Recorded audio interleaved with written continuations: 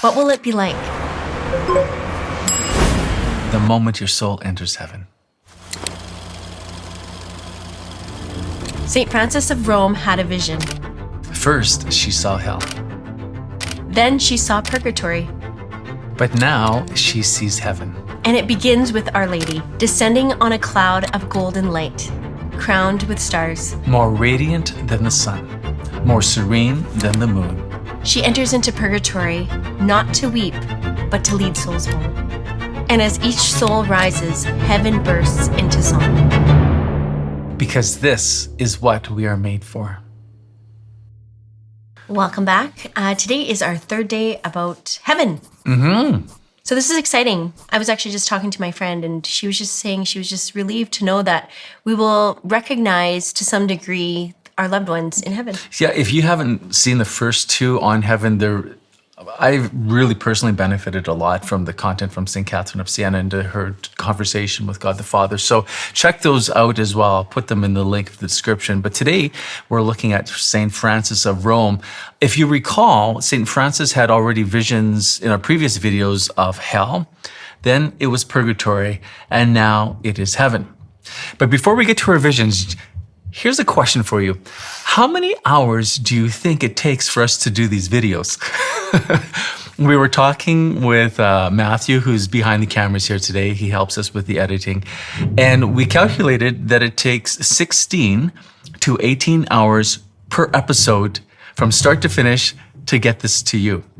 And the reason why we want to share that with you is because sometimes people don't realize the work that goes behind the scenes, and we want to point out how necessary it is on our side to have supporters to come alongside of us and say, hey, we want to help you in your mission. The mission, by the way, is to proclaim the beauty of the Catholic faith to a hurting world. And we thank you so much for those of you who support us. And if there's anyone out there who would like to join us in our mission, to be a supporter and a helper in this, you can head over to kenandjanelle.com. You know, we're a small little service to the church. There's Janelle and I, and now we have Matthew behind the camera. So every contribution really does make a difference. And so could I ask you, would you be willing and able to make a contribution of $10 a month? That really does make a difference on our side because, you know, you give to a bigger ministry, well, $10 a month, you got a multi-million-dollar company there, you don't really see it. But it's just us. $10 a month really does make a difference. And so we would ask if you could consider that, we'd be very, very grateful. So to St. Francis of Rome, the first thing she sees of her vision of heaven actually begins in purgatory. She descends into purgatory to get souls to bring to heaven. St. Francis's spiritual director relates St. Francis's account. The glorious Queen of Heaven would descend on a cloud of golden light. She was robed in a garment of azure blue, which glimmered like a sapphire, and upon her head she wore her 12-starred crown of celestial majesty. Her beauty was such that Francis could find no words to describe it, but which simultaneously far exceeded both the radiance of the noontide sun in all its splendor and the serenity of the moon as it floats through a tranquil sky. Have you noticed something about how people describe Mary? As far as I can tell, all the readings that I've ever done, all the visionaries of people who say they've seen Mary or the saints who have these visions, no one has ever said Mary is ugly. Not one. In fact, it's the opposite. Every single one that I have ever read talks about this extraordinary beauty, a beauty that's hard to describe. So it made me wonder, why is she so beautiful? What is it about Mary that takes the breath away, that her beauty is beyond description? And then I looked and I thought, well, maybe it's a number of different things. Now, I'm no theologian, but this is just my meditation on it. Scripture tells us, and the church teaches, that she's full of grace. Grace makes things beautiful. Grace makes things what they ought to be. And so it reflects God. So maybe that's one reason why she's so beautiful. Another reason, well, she's conceived without sin. Sin is ugly. It mars things, it destroys things, it leads to death. There's nothing beautiful about sin. So when you're conceived without sin, you're beautiful. And the other thing I thought about Mary is that in everything she did the will of God.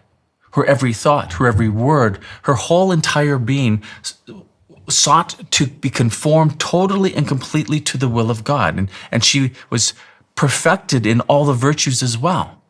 And so therefore, if you look at the life of Mary, we can say she's reflecting God. And who is God? Well, he's beautiful. So if everything in your life is reflecting God, you're reflecting the beautiful one. And so Mary's life is beautiful because she's reflecting God. In fact, she acts like a mirror of beauty. St. Alphonsus says, "For she looked upon nothing but God, in order to conform always to the divine will." And so always being conformed to the divine will, she reflects the beauty of God. So now we have our beautiful lady descending into purgatory to get a soul who has finished its time in purgatory. As Blessed Mary, together with the soul, passed through the various angelic choirs, there would be immense joy and jubilation breaking out at the sight of another one of the beloved children of God, being taken to its blessed and everlasting homeland. But the greatest rejoicing took place in the choir to which the soul was assigned as its destination. In that celestial choir, there would be a great festivity of exaltation and holy mirth. First question, what is mirth? Said in the footnote that it's actually gladness accompanied by laughter. So when I think about this, I think it's wonderful meditation. What is it like to be taken from purgatory into heaven? I never thought of maybe Our Lady being part of that process and journey, taking a soul individually. This is what St. Francis sees, into heaven, and that they pass through the choirs of angels. First of all, just brings us the attention that we could see choirs of angels, and that we pass through these choirs of angels to be designated to the spot with the angels that we have merited, and that there's great rejoicing amongst those. I think just a beautiful thought to place our minds upon. Sometimes in life, have you ever just felt like you need a win? Nothing seems to be going your way. Maybe you've lived a life that is full of unmet expectations. You're okay, but you know what? That bar that you initially had for life, you haven't quite hit yet. And you haven't ever been able to turn a corner and you're like, yes. Now, some of you have, wonderful, but most of the time, life doesn't fulfill all our expectations. And sometimes we go through all of life this way. So here is the big win, the big celebration. Can you imagine this celebration? But it's not just once and done. As our celebrations are in life, here we have the eternal celebration, the eternal win, the eternal joy. And would it not be worth it to miss out on all the earthly celebrations if we knew that there was the big celebration at the end? Because all our earthly celebrations are really finite, aren't they?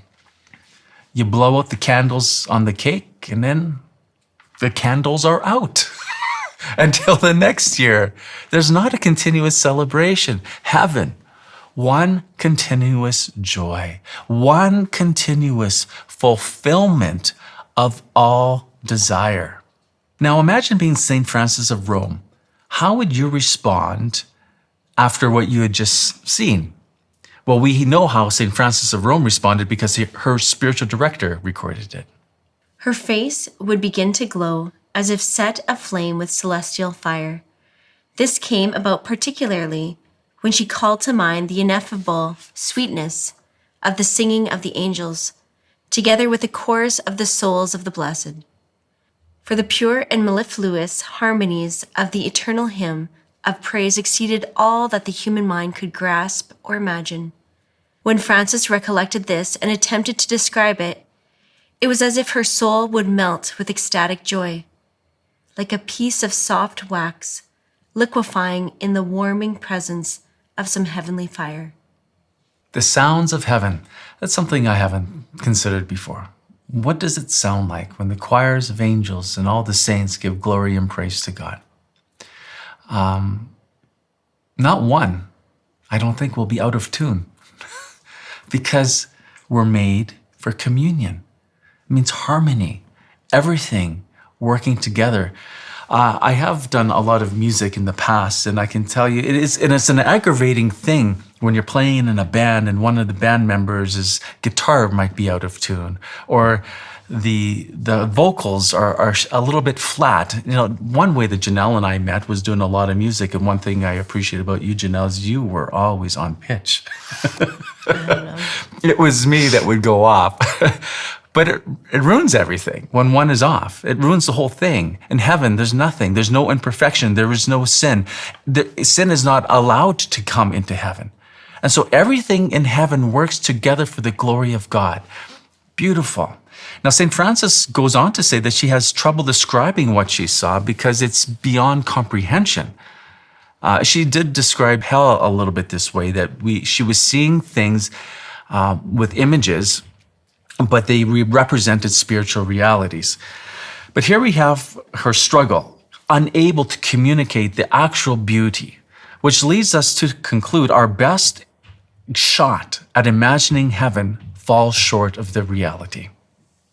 Heaven has been described by some as a heavenly banquet. Imagine that you're an owner of a horse and you invite your horse over to your house for a banquet. Now that horse, imagine it has reason, and so it can respond. It has free will. Oh, the horse says, I've been invited by my master to a banquet. What is it expecting when it comes over to your house? Well, the horse is expecting what has previously shaped its experience of eating. So the banquet, in the horse's mind, oats, barley, hay, some water. Because that is what it's eaten before, and this is what it's going to expect at the banquet at your house. Doesn't that fall short of our great banquets? No filet mignon, no baked potato with chives and bacon bits and sour cream, no garlic stuffed mushrooms, a nice Caesar salad with croutons on the side, no nice red wine. The horse is really missing out. Our notion of the heavenly banquet is of oats and hay and barley, compared to the eternal weight of glory that God has prepared for us. St. Francis's spiritual director relates St. Francis's experience of heaven. The beatific vision itself, which is the experience of gazing upon the highest mystery and glory of the divine Trinity, was received in varying ways in the different choirs of angels and different ranks of the saints. For those who were higher and exalted enjoyed this wonderful vision with greater clarity and completeness, according to their rank and station. And the souls of those saints who had been more distinguished in merits and virtue during their earthly lives possessed more capacious and subtle powers of perception and comprehension in heaven, and could therefore enjoy the beatific vision there more fully and gloriously.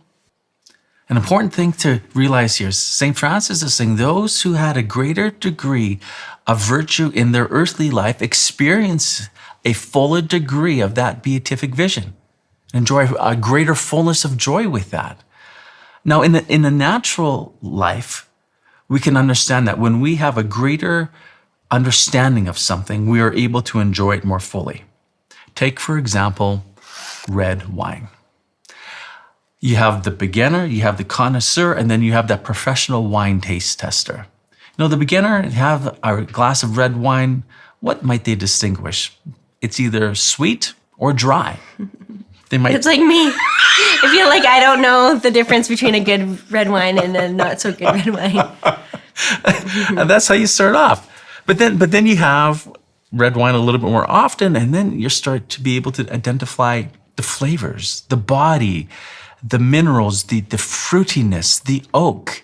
There's a depth all of a sudden that comes to it, and you're able to pull that out. But then we have the professional taste tester who takes that wine and goes like this. And the first thing he does is smells, and he gets that aroma, and he takes a taste. And then he might be able to tell, even the season those grapes were picked in, the location from which they came. A professional wine taster can detect a wide range of aromas, including fruits, flowers, spices, and earthy notes, simply by smelling the wine. When tasting, they evaluate sweetness, acidity, tannins, alcohol, and how balanced the wine is. They can also identify subtle flavor notes and often pinpoint the wine's origin, grape variety, vintage, and even the conditions in which it was made and aged, all of which deepen their appreciation and enjoyment of the wine. Does it make you want to grow an appreciation for wine? Yeah, I can see there's definitely some skill to this. So this is the point. The professional has put in great discipline to learn more about the wine, and therefore he's able to enjoy it in a fuller way. We're not all going to be professional wine taste testers, right? That's not our calling. Our calling is to be a great saint. And a great saint is one who's put in the discipline and strove in all things to fulfill the will of God. And those who have grown in great sanctity and great virtue will experience the beatific vision to a greater degree. Everything counts in life. So strive for the fullness. By the way, this is Pascal. He just decided to join us at the end. Hey, if you'd like to become, again, a supporter of our work, we'd greatly appreciate it. Head over to kenandjanelle.com, and let's end with a prayer. O my Jesus, O highest good, I repent of having so lightly esteemed your grace that I have bartered it away for a mere nothing. When will it be, O Lord, that I shall see you face to face and shall embrace you without the fear of ever having to lose you? Aid me with your grace. This I hope for through your merits. More and more increase in me your love and the desire to please you. Amen.